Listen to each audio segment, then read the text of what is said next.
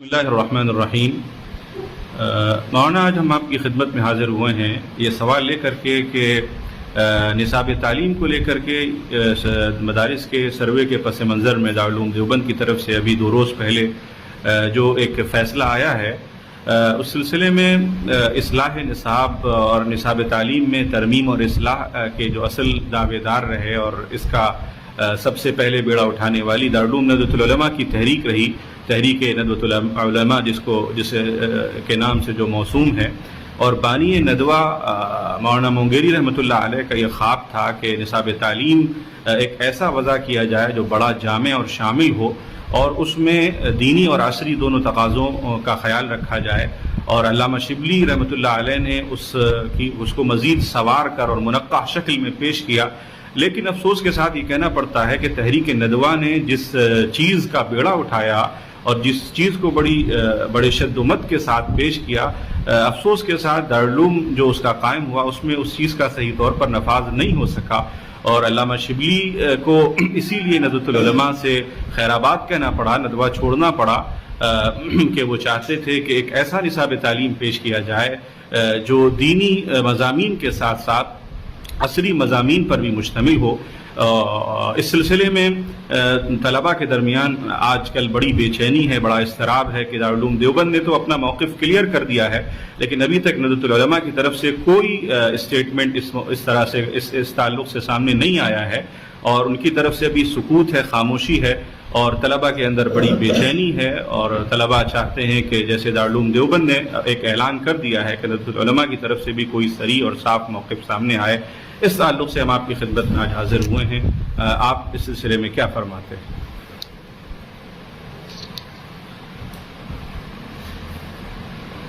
الحمد للہ وکفا وسلام علی عبادہ الذین اصطفی،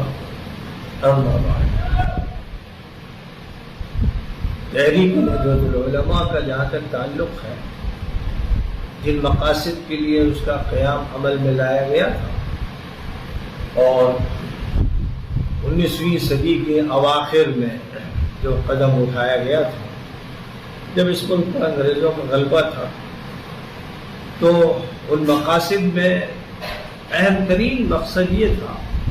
کہ نظام تعلیم کی اصلاح کی جائے، نصاب تعلیم کو اپ ٹو ڈیٹ بنایا جائے، شرعی اور عصری تعلیم کو باہم آمیز کیا جائے، ساتھ ہی ساتھ مسلمانوں کے درمیان وحدت قائم کی جائے اور ان کے شیراجوں کو منتشر ہونے سے محفوظ کیا جائے۔ ساتھ ہی ساتھ ایک اہم ترین مقصد یہ تھا کہ معاشرے کی اصلاح کی جائے۔ یہ بنیادی مقاصد تھے، اور ان مقاصد میں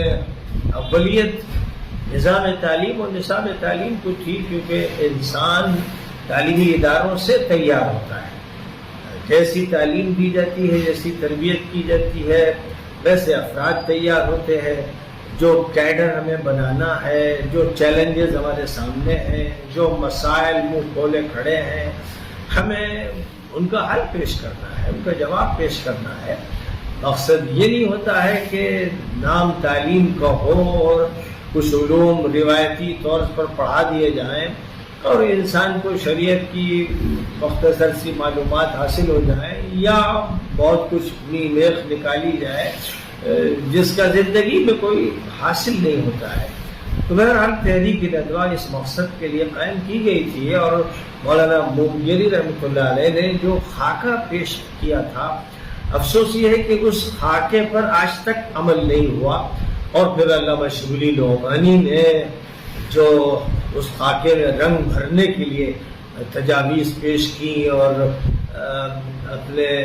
معتمدی تعلیم کے دور میں جو اصلاحات کی، افسوس یہ ہے کہ کچھ ایسے افراد ندوے کی انتظامیہ میں رہے جن کے دماغ بڑے محدود اور جو روایتی قسم کے لوگ تھے،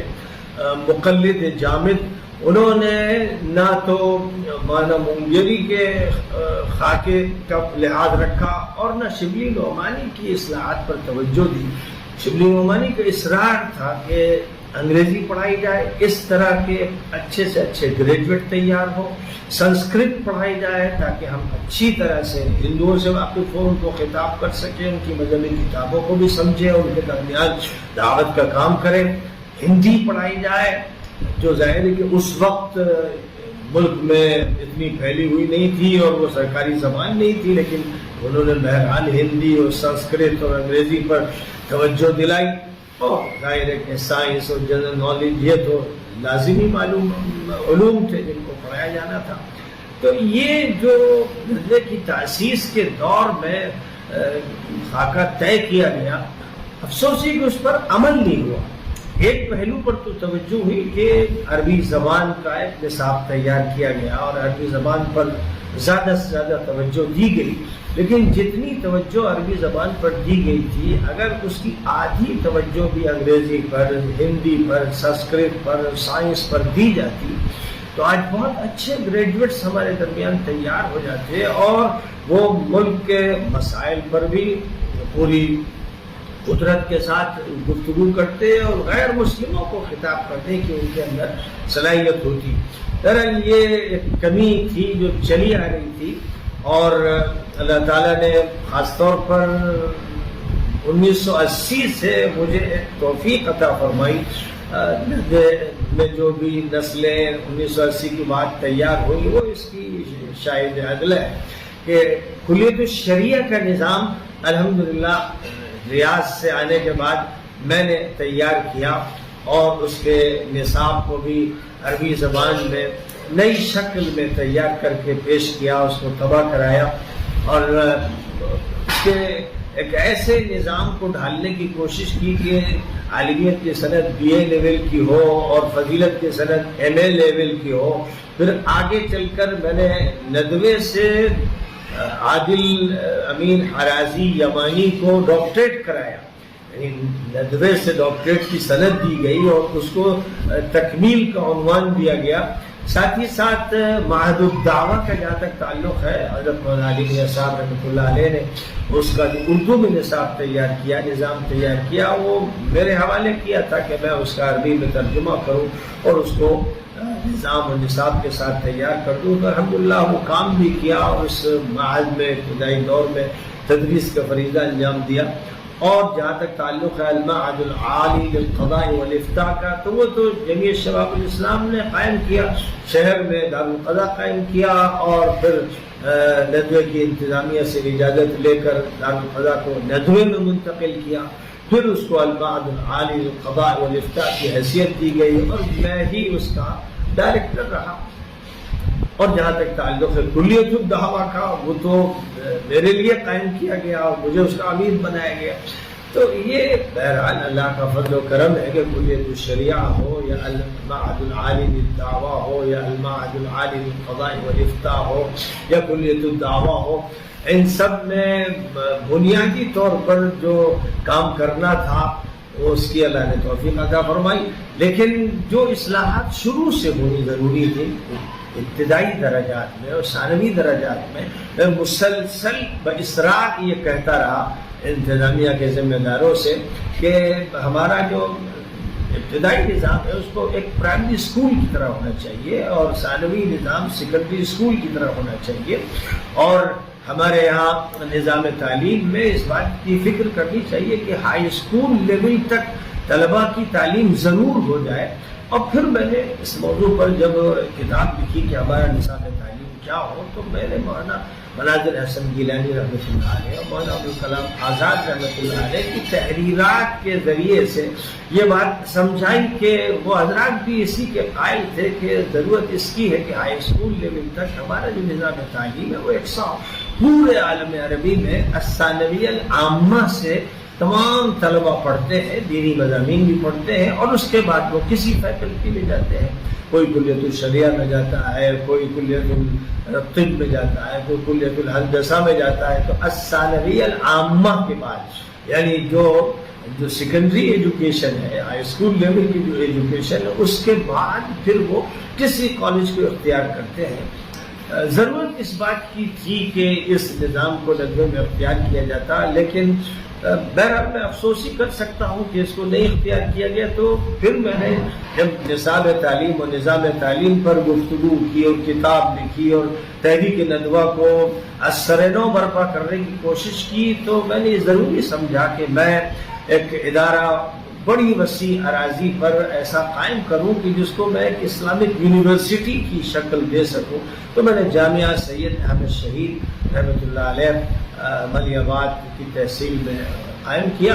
اور اس کا مقصد یہی تھا کہ تحریک ندوہ کو برپا کیا جائے.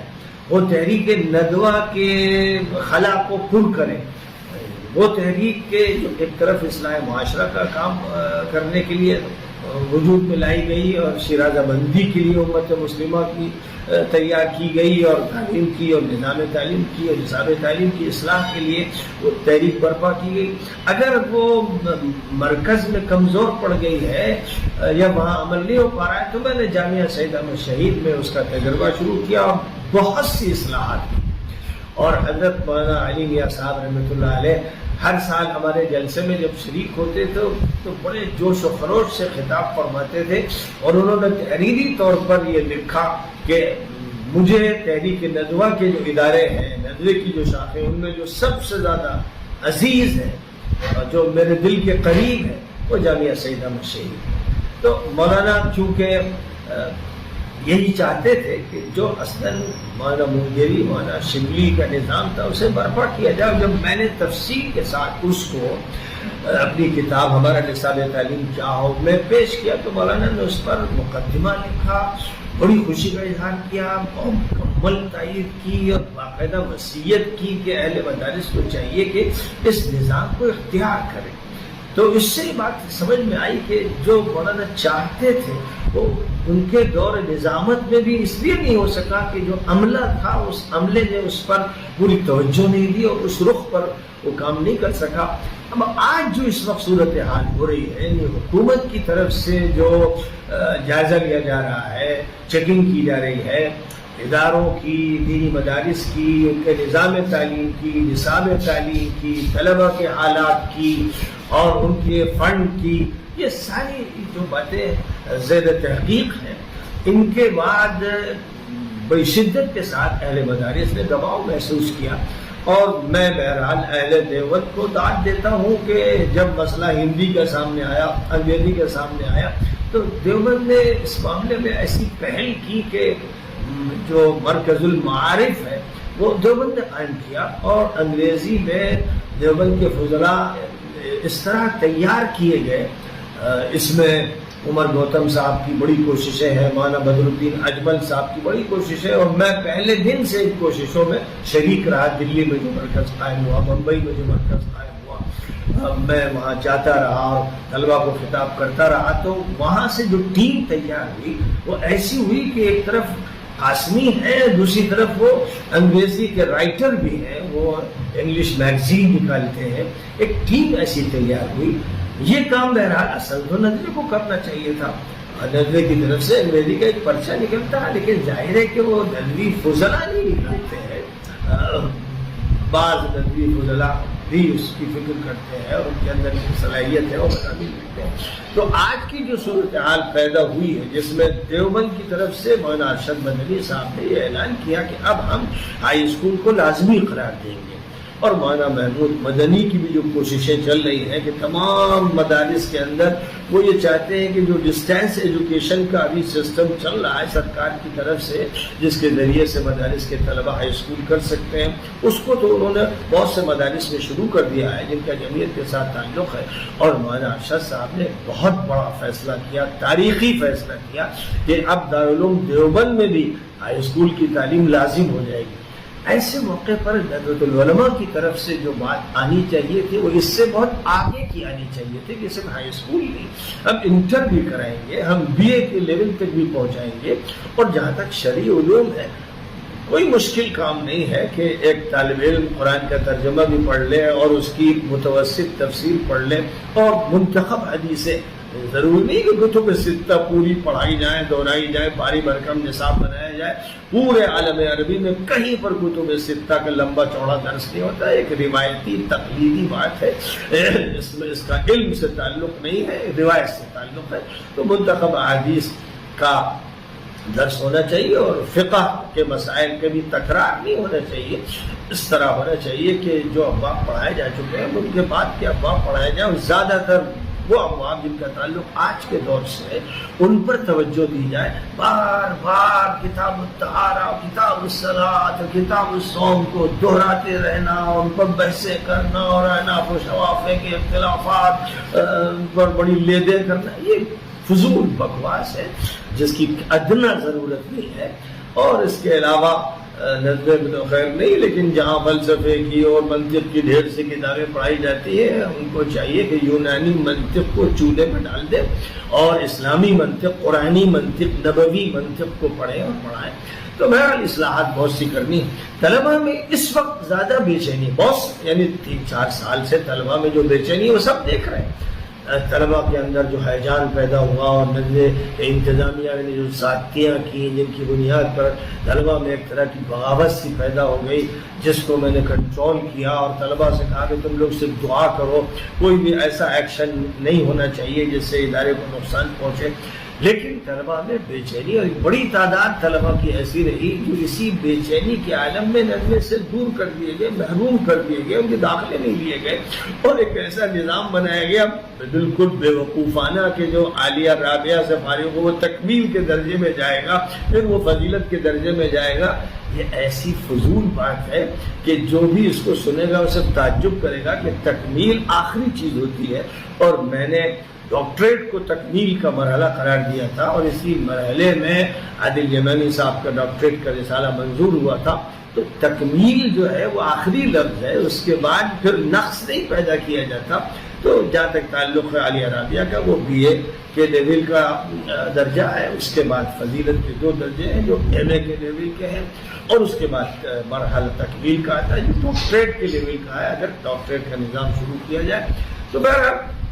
یہ سب ندوے کو کرنا چاہیے تھا، جو نہیں کر رہا ہے ندوہ ٹھس ہو گیا ہے، تحریک مر چکی ہے۔ اب جہاں تک تعلق جامعہ سید احمد شہید کا، الحمدللہ اس میں جو اصلاحات کی گئی کہ درجہ 2 سے عربی زبان شروع کی جاتی ہے، ندوے میں ششم سے شروع ہوتی ہے، اور ایک ترتیب کے ساتھ ہندی زبان، انگریزی زبان، اور پھر اس کو عالیہ رابعہ یعنی عالمیت کے کلاس تک انگریزی بھی پڑھائی جاتی ہے، سائنس بھی پڑھائی جاتی ہے، جنرل نالج بھی پڑھائی جاتی ہے، میتھ بھی پڑھایا جاتا ہے۔ اور سرکار کا جو نصاب NCERT کا ہے وہ ہمارے یہاں 25-30 سال سے ماشاءاللہ جاری ہے۔ لہذا اگر باقی اہتمام کے ساتھ طالب علم اس کو پڑھ لیتا ہے تو وہ ایک عالم بھی ہوتا ہے، اور عالم کے ساتھ ساتھ وہ ایک گریجویٹ بھی بن جاتا ہے،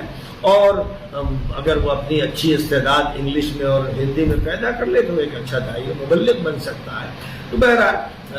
افسوس یہ ہے کہ ندوے میں ایک ایسا گینگ رہا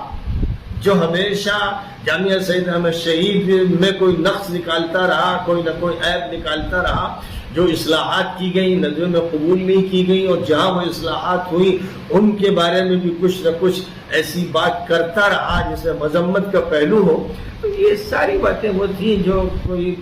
ناکام نظام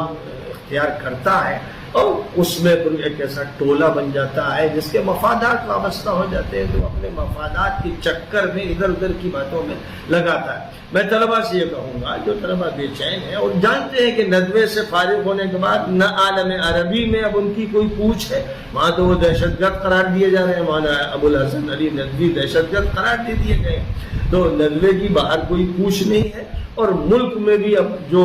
ان کی حیثیت ہو سکتی تھی وہ ختم ہو گئی ہے۔ لہذا ابھی جو ٹیم آئی تھی اس ٹیم کو بڑا تعجب تھا کہ 100 سال سے جو ادارہ ہے اس کو مانیتا حاصل نہیں، یعنی آخر طلبہ کے ساتھ یہ کیا رویہ اختیار کیا جا رہا ہے۔ اور مجھے خطرہ ہے کہ جو کمیٹی آئی تھی جس کو بہت اچھی طرح سے گھمایا گیا اور اس کو بتایا گیا، اس کی رپورٹ اچھی نہیں ہوگی، کیونکہ کسی ایسے بڑے ادارے میں طلباء ایک سرنگ میں سفر کر رہے ہوں اور انہیں ایسی کوئی ڈگری نہ مل رہی ہو جس سے وہ ملک میں اپنی حیثیت کو، تعلیمی حیثیت کو منوا سکے، تو یہ اچھا نہیں ہے۔ اس لیے بہرحال میں طلباء سے کہوں گا کہ ندوے ہی کی تحریک کے لیے اور ندوے کے نظام کی اصلاح کے لیے جامعہ سعید احمد شہید کا قیام عمل میں لایا گیا تھا، اور ایک ٹولہ ہے جو شروع سے اس کی مخالفت کرتا رہا۔ لہذا طلباء کو چاہیے کہ اگر وہ یہ چاہتے ہیں کہ وہ بی اے کی تعلیم حاصل کریں، ایم اے کی کریں، آگے بڑھیں، تو ان کو پھر جامعہ آنا چاہیے، وہاں سے فائدہ اٹھانا چاہیے۔ جامعہ پوری دنیا کی اسلامی یونیورسٹی کی جو تنظیم ہے منظمۃ الجامعات الاسلامیہ، جس کا مرکز مراکش میں تھا، اس میں ممبر ہے۔ بہت پہلے میں نے اس کی ممبرشپ حاصل کی۔ اس طرح جامعات اسلامیہ کی تنظیم کی ہماری جامعہ ممبر ہے۔ جامعہ کی منظوری میں نے ترکی کی یونیورسٹیوں سے کرائی، ملیشیا کی یونیورسٹیوں سے کرائی، انڈیا میں جو یونیورسٹیز ہیں ان میں بھی ہماری ڈگری منظور شدہ ہے، اور اس کے علاوہ میں نے سیریا میں بھی طلباء کو بھیجا اور سوڈان بھیجا، اور مصر میں بھی ازہر میں ذمہ داروں سے باتیں کی۔ تو اس اعتبار سے جن مواقع کی عالمی سطح پر ضرورت ہے اور مقامی سطح پر ضرورت ہے، یہ مواقع الحمدللہ ہمارے یہاں موجود ہیں، ان کو آگے بڑھانے کی ضرورت ہے۔ تو یہ بات طلباء کو سمجھنے کی ہے کہ کہاں ان کو شرعی علوم اور عصری علوم اس طرح ملیں گے کہ دونوں صلاحیتیں ایک ساتھ ان کے اندر پیدا ہوں گی۔ ندوے کی بہرحال اصلاح میں 40 سال کرتا رہا، لکھتا رہا، بولتا رہا، تقریریں کرتا رہا، اور پورا نظام اللہ کے فضل سے کلیت الشریعہ کا ڈھالا، کلیت الدعوہ کا ڈھالا، اور المعہد العالی للقضاء والافتاء کا، اور المعہد العالی للدعوہ کا۔ یہ ایک ایسی حقیقت ہے جس پر ظاہر ہے کہ اللہ گواہ ہے، اور جو جانتے ہیں وہ بھی جانتے ہیں، اگرچہ وہ نہ بولتے ہوں یا خدا نخواستہ جھوٹ بولتے ہوں۔ اللہ تعالیٰ بہرحال حق کو سمجھنے کی اور اس کو کہنے کی اور اس کا اتباع کرنے کی توفیق عطا